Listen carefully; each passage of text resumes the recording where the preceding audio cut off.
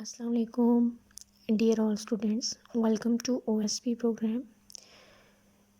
Let me introduce myself to you people. I am Nida Tahir and I will teach you some mathematics concepts. But before starting our main topic, we will recall all the work done in the previous week.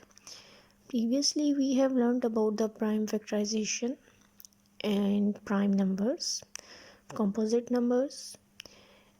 Today we are going to revise about prime numbers. First, recall the definition of prime numbers, as the definition of the prime numbers is that all those numbers having exactly two divisors are called prime numbers. An example is given to you people that such as 2, 3, 5, 7 and 11.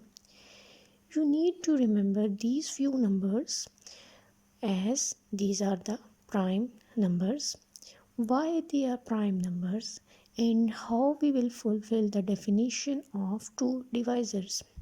Suppose this is 2. Think about this number, that